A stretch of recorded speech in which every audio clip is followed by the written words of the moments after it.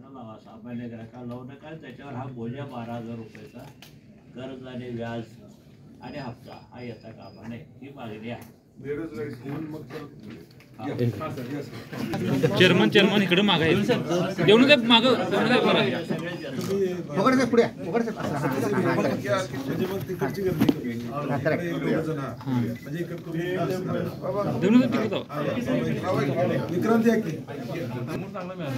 सगळे हात लावू नका, सगळे हात लावू नका.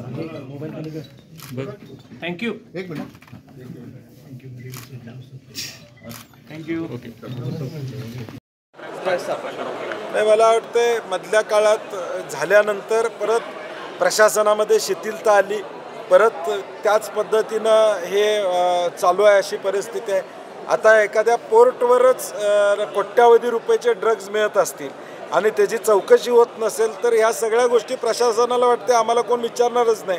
म्हणजे एवढं सगळं होऊन सुद्धा आता पुण्यामध्ये या सगळ्या गोष्टी घडत असतील तर मला वाटतं कायदा व सुव्यवस्था आता राहिलेली नाही हे वास्तव.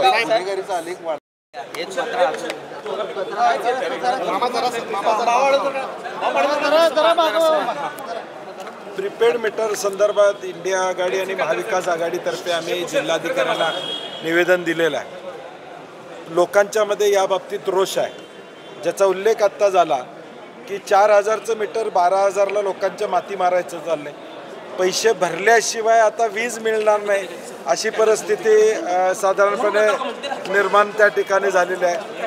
त्यामुळं या सगळ्याचा विचार करता राज्य शासनानं हा निर्णय पाठीमागे घ्यावा अशी आमची अपेक्षा या ठिकाणी. गरज नाही आहे. पोस्टपेड मीटरमध्ये आता ऑलरेडी 1 महिन्यानंतर बिल भरायची मुभा सामान्य माणसांना आहे आणि म्हणून हा निर्णय चुकीचा आहे, ग्राहकांच्या हिताचा नाही आहे. त्याचबरोबर मीटर रिडिंग करणारे 4 लाख लोक या राज्यातले बेरोजगार होणार आहेत. म्हणजे एका बाजूला रोजगार वाढवायचं काम करताय का बेरोजगारी वाढवायचं काम करताय हाही महत्त्वाचा विषय आहे. आणि म्हणून प्रचंड लोकांच्यात या बाबतीतली नाराजी आहे आणि त्याचा निषेध करावा. आणि जिल्हाधिकाऱ्यांना आम्ही सांगितलेलं आहे की या पद्धतीची भूमिका आमची आहे ती सरकारला कळवा.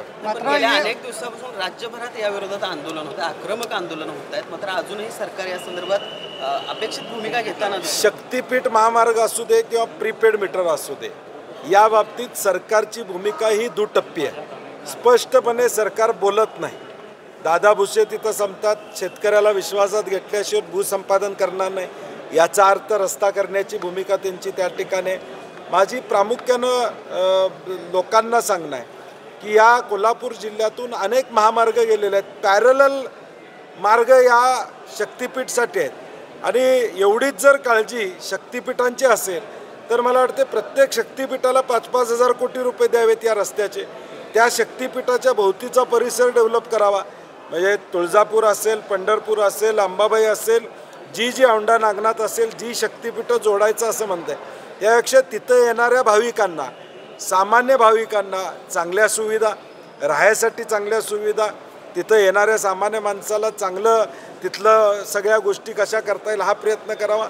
आणि म्हणून असलेल्या ठिकाणी महामार्ग गरजेचा नाही, तोही लादण्याचा प्रयत्न होतो. तसंच प्रीपेड मीटरचा काही लोक म्हणत आहेत की आम्ही हे थांबवलं, परंतु स्थगिती कुठं नाही, टेंडर ऑलरेडी झालेलं आहे. त्यामुळं हे रद्द केलेल्याची भूमिका शासनाने घ्यावी अशी आमची अपेक्षा आहे. केली जाते या सर्व हद्दवाढीला विरोध नेमका कोणाचा आहे असं एखाद्या मला वाटतं आता सत्ता 2 वर्ष त्यांचीच आहे, त्यांनी हुडकावं. नाही गो, आता क्राईम वाढत चाललेला हे आपण पाहतो. म्हणजे ड्रग्ज हे आता सर्रास जशा पद्धतीनं एखादी पान सुपारी मिळते तशा पद्धतीनं आता ड्रग्ज गल्लीच्या कोपऱ्यावर मिळायला लागलेत. हे महाराष्ट्राचे दुर्दैव आहे. आणि मला वाटतं या संदर्भात आम्ही अनेक वरिष्ठ अधिकाऱ्यांना सांगतो की या संदर्भात तुम्ही योग्य ती भूमिका घ्या. कोल्हापूरमध्ये सुद्धा अनेक घटना आता घडत आहेत. म्हणजे आई वडिलांच्यावर अगदी खुनाचा प्रयत्न करण्याचा देखील अशा चर्चा पुढे येताना आपल्याला दिसत आहेत. रिक्षाच्या पासिंग संदर्भात 50 रुपयाचा दंड हा भूमिका घेतलेली आहे. मधल्या काळामध्ये हायकोर्टामध्ये त्याची स्थगिती होती, परंतु राज्य शासनाला अधिकार आहे तो स्थगित करायचा 50 रुपये. आणि म्हणून आमची अपेक्षा आहे की मुख्यमंत्र्यांनी त्यामध्ये ताबडतोब स्थगिती त्या ठिकाणी द्यावी. आणि आज सगळ्या रिक्षा संघटनांनी महाराष्ट्रामध्ये उद्या रिक्षा बंद करण्याचा निर्णय घेतलेला आहे. राज्य शासन गरिबाच्या बाजूने आहे का आता कळेल आम्हाला. हद्दवाढी संदर्भात उद्या कोल्हापूर बंदची हाक देण्यात आली आहे. नाही, मला वाटतं सगळ्यांनी सर्वपक्षीय बंद त्यांनी पुकारलेला आहे. त्याचा निर्णय ती कृती समिती दुपारपर्यंत घेईल. शिंदे गटाकडून एवढा मोठा वाटा महाराष्ट्रात असताना आता का गैरहजर असणं त्यांनी उपस्थित राहणं अपेक्षित आहे. मुख्यमंत्र्यांचा दौरा रद्द झाल्याचं नाही, अशी आम्हाला चर्चा आहे की व्हिडिओ कॉन्फरन्सिंगद्वारेच कोल्हापूरला शाश्वत आधार देण्याचा प्रयत्न त्यांचा होणार आहे असं आम्हाला कळालं. माहीत नाही अजून. का दौरा रद्द? दिल्ली मुख्यालयामध्ये उद्या काँग्रेसची विधानसभा काही दिवसापूर्वी दोन्ही शिवसेनेमध्ये वाद झाला. कारवाई मात्र ठाकरे गटावर झालेली आहे. महिला तिथे उपोषणाला बसलेल्या आहेत. नाही, गेले 4 दिवस झालं पेठ वडगावमध्ये महिला उपोषणाला बसलेत. जिल्हा पोलीस प्रमुखांच्याकडून आम्हाला अपेक्षा आहे की दोन्ही बाजू ऐकून घेऊन जे चूक आहेत त्याच्यावर कारवाई झाली पाहिजे. सरकार आपलं आहे म्हणून एकतर्फी कारवाई करणं अभिप्रेत या ठिकाणी नाही. 3 महिन्यानंतर सरकार बदलणार आहे. अजित पवारांकडे अर्थ खाता आहे, मात्र जीएसटी कौन्सिलच्या मिटिंगला दोन्ही वर्ष आघाडी म्हणून जास्तीत जास्त आमदार निवडून आणणं या महाविकास आघाडी आणि इंडिया आघाडीचं ध्येय असणार. आणि म्हणून कुठल्या मतदारसंघात कुठल्या जागा उभा करायच्या आम्ही शिवसेना राष्ट्रवादी एकत्रित बसू. आमच्यात कुठलाही कोल्हापूर जिल्ह्यामध्ये वाद असणार नाही.